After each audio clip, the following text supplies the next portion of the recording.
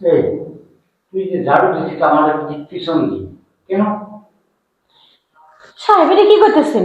আমি পুরো ঘর ঝাড়ু দিতেছি, একবার সামনের দিকে ঝাড়ু দিতেছি, আবার যে এই মুখে জল লাগবে তখন মনে হয় পিছন, তখন পিছনে ঝাড়ু দিতেছি। ও, আচ্ছা, তোর ঝাড়ু দিতে হবে না, বয় হ্যাঁ, বয় বয় কথা বলছি। চালু করে এখন কি আছে, আমার কাম করে রয়েছে। এই আপনার ঘরটা যে ঝাড়ু দিলাম, এই ঘরটা ঝাড়ু দেওয়া শেষ হয়ে গেলে তারপর যে আমার রান্না বসা লাগবো, তাহলে আমার দুপুর সময় তো খাওয়ান না পাই তো সিলাই বানানোর লাগে। আর ছিলেও না, বাড়িতে তুই আর আমি, আর তো কেউ নাই। তুই রানবে, আমি খাবো। আমি আর তুই দুজনে বসে খেয়ে তুই কাজ করে চলে যাবি সন্ধ্যায়, আর আমি তো বাড়ি থাকবো। হ্যাঁ। খালি দুইটা সুখ দুঃখের কথা বলছি। কথা হলো কি, যে দেখ, তুই আমার বাড়ি কতদিন ধরে থাকিস? হুম। কতদিন ধরে এক থাকিস? বছর ধরে কাম করি। 1 বছর ধরে কাম করি। আমি তোরে কোনো খারাপ কথা কইছি? হ্যাঁ, না, আপনি তো মানুষ হিসেবে ভালোই, কিন্তু রাগটা একটু দাম বেশি। রাগ তো একটু থাকে মাঝে মধ্যে। আর একটা কথা হলো কি, কথাটা উঠে আমার কান্না আসতেছে। কান্দেন না সাহেব, সাহেব কান্দেন না। কি হয়েছে কোন? ও, মনে পড়ছি, ম্যাডামের কথা মনে পড়তেছে না? ওই ম্যাডাম তো মারা গেছে। হুম। মারা যাওয়ার পর তো আর কিছু করলাম না, বিয়ে থাকা করলাম না। একটা পোলাপানও নাই, সংসারে কেউ নাই। সাহেব এটা কথা বলতো, কর। ম্যাডামটা মারা গেছে বলে আজকে শুনলাম 10-15 বছর হয়ে গেছে। হ্যাঁ, আপনি তো এটা পোলাপানও নাই, কোনো কিছুই নাই, তাহলে আপনি বিয়ে করেন নাই কি লিগে? বিয়ে করি না কি জন্য? মানে আহ, বয়সটা দেখছিস না?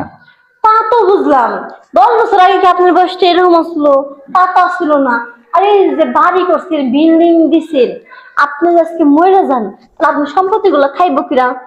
এই তো চিন্তা করি, তাই কি তো তোরে বসাইছি যে তুই বয়, বসে দুটো সুখ দুঃখের কথা আমারে আমি বলি, আর তুই শোন। কথা হলো কি, যে তোর সাহেব তো আহ, আমি, তাই না? হ্যাঁ। আর তোর বেগম সাহেব তো মারা গেছে। হুম। এখন আজ 15 বছর হয়ে গেল, কিন্তু এর ভিতর বিয়ে থাকা করিনি। কিন্তু এখন তোর ম্যাডামের কথা আমার মনে পড়ে কান্না আসে। এখন কান্দি কি আর লাভ আছে?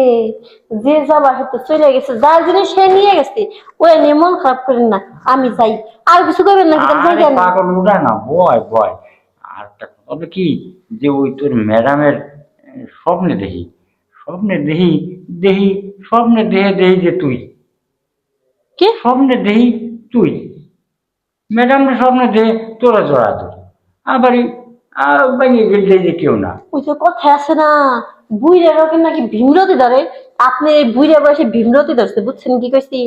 দেখেন হলো ম্যাডামের স্বপ্নে, তার ভিতরে আবার আমি কোন থেকে আসি, আমি কি আসমানের পড়ি যে আপনার সামনে এসে পড়বো? আচ্ছা, আমি তোর একটা কথা কই। তুই আমার বাড়ি থাইস না, এই আমার তো পোলাপান নাই, এই জায়গা জমি বাড়ি ঘর সব কিছু আমি তোর নামে লিখে দেবো। তুই একটু সুখ দে আমার। সুখ? হ্যাঁ, এই বাড়ি গাড়ি সব লেগে দিবেন, সুখ দিন? কি সুখ চান আমার কাছে? একটু শান্তি থেকে আমার থাকতে দিতে। শান্তি তো দিতেছি, হ্যাঁ, 3 বেলা কাম করতেছি, রুম ভাড়া দিতেছি, বিছনা বিছনা পরিষ্কার করে রাখতেছি, কাপড় চোপড় ধুয়ে দেয়, 3 বেলা খাওয়ান দিতেছি, যখন দেখা যায় শুনতেছি, আবার কি শান্তি চান? আরে পাগল, এ শান্তি না, ও শান্তি না। কি শান্তি? মানে তোর ম্যাডামের সাথে যা করতাম ওইটা। সাহেব, একদম কিন্তু মুখ সামলে কথা কইবেন। এগুলা কি কইতেছেন? হ্যাঁ, ম্যাডামের শান্তি কিনলে আমি আপনার দিবে যাম? আমি কি আপনার ঘরের বউ? হ্যাঁ, আর আমার জামাই আছে না, আমার জামাই থাকতে কিনলে আপনি আপনার লাগে এরকম ফষ্টি নষ্টি করবে যাব আমি? তোর জামাই থাকবে, তোর জামাই তোর জানবে না। আর তুই তো গরিব মানুষ, এই বাড়ি ঘর ফাড়ি তোর তো সব কিছু হয়ে যাবে। এই, আমি বুঝে গেছি। হ্যাঁ, একদিন আমি কাম করছি, আপনি আমার দিকে আরো টাকা নিয়ে করছেন, আপনি মনের অবস্থা বুঝে গেছি, বুঝে গেছি। আপনার মতো লুচ্ছা বেড়ার সংসারে আমি আর কামই করুম না। ফাইন, আপনি নিজের সংসার নিয়ে আজকে থেকে অন্য জায়গায় যাই কাম খুঁজুন।